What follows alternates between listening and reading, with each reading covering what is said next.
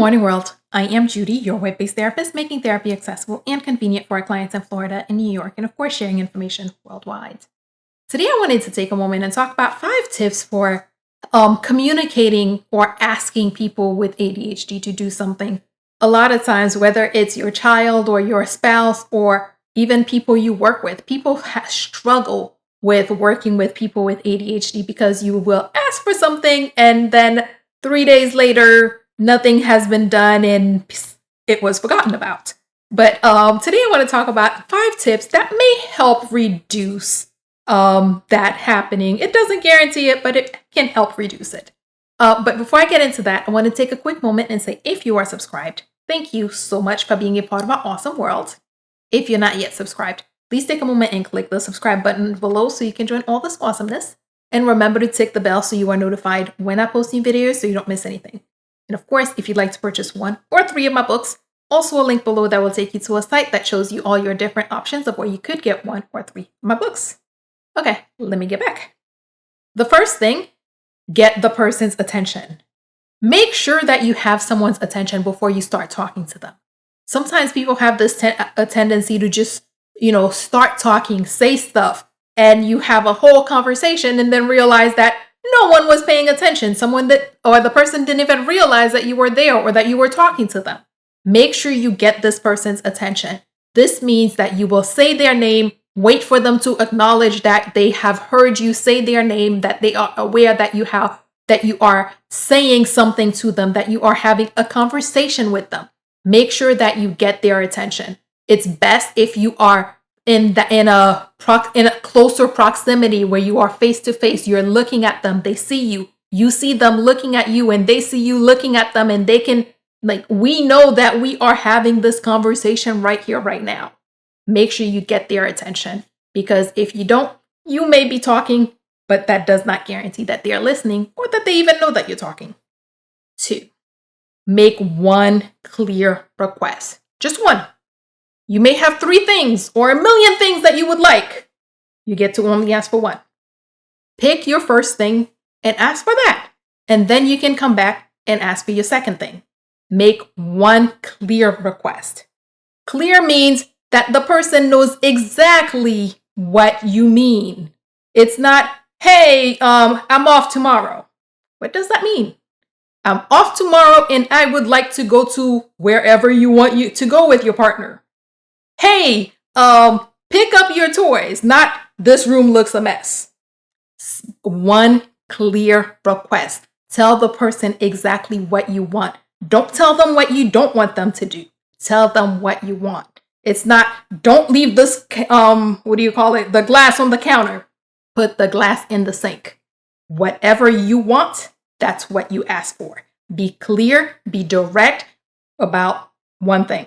1 thing, just 1 thing at a time. 3, clear all distractions. When you are talking to people, especially people with ADHD, it's important that you make sure that you remove distractions. This means that if the person is reading, maybe you ask them to put the book down. If they're watching TV, maybe you ask them to mute or preferably turn the TV away, or you have them step away from or pause the TV. Make sure that whatever could be distracting them while you're in the middle of saying something, whatever else could be taking away their time, taking away their attention, make sure you get those things out of the way. Because if you don't do that, at some point, you may be having a whole conversation all by yourself while this person is doing something completely different because, hey, they got distracted because you did not clear all distractions. 4, repeat instructions. When you're asking people to do things, it's important that you repeat instructions sometimes. And part of it is to clarify what you said. The other part of it is to make sure that they got what you said. Sometimes you may think that something you said was clear, but they understood it understood it differently.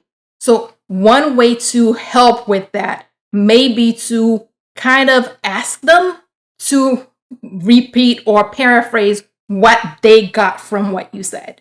Meaning that, hey, Johnny, tomorrow at 5 o'clock, I need you to do A, B, C, D.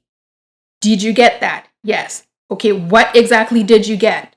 Making sure that they can repeat that, hey, yes, tomorrow at 5 o'clock, mom needs me to do A, B, C, and D. That way we are both clear on what the request is, on what the whatever the situation is. That way you are clear on that. 5, make sure that you are getting feedback and following up on progress. Just because you asked, just because they heard you, just because they wholeheartedly intended to follow through and do what you asked, does not guarantee that they're not going to at some point maybe get distracted, maybe be in the middle of another project and lose track of time. So make sure that you're following up. Following up means that you're setting up a time that where you get progress. Hey, how is that report coming? Hey, how is this whatever task I asked you going? Hey, do you need help with this thing? Whatever ways you need to follow up with them to just check on how progress is going. Don't nag. Just because I said you need to check on progress does not mean you need to be nagging. Hey, every 5 minutes telling them, you need to do this. Did you start? Why haven't you started? No, naggers get tuned out. So do not nag. But it is important, and it definitely is okay to follow up and check on how progress is going. Maybe they need help. Maybe they are struggling with a specific thing. Check on progress, get feedback, but definitely, absolutely do not nag. Quick recap. 1, make sure you get the person's attention. Say their name, say something specific, look at them in the face, making sure that they're looking at you in the face. That way we both know we're having a conversation. 2, make only one clear request at a time, because if you start making too many requests, it might all get jumbled up. So 1 clear request. 2, clear all distractions, meaning that anything else that could possibly distract the person while you're in the middle of this conversation, make sure you get rid of those, such as maybe pausing or turning off TVs and things like that. 4, repeat instructions. When you're asking the person to do something, make sure that you are clear on what they're saying. Repeat the instructions, and if you could even have them repeat the instructions, that way you make sure they get it. And finally, make sure that you are getting feedback or setting up a time to get feedback and check on progress, seeing how things are going, which also gives you an opportunity to find out if they need help or if they forgot. Yeah, that's it. As always, if you or someone you know happens to be going through something that's more than you can handle, please remember that there are professionals like myself who are available, able, and willing to help, and are even providing remote services who can assist with whatever you may have going on. So please figure out who those people are in your community so that if you need them, you can reach out and get the help that you need. And that is all we have today. Good morning, world. Have an awesome day.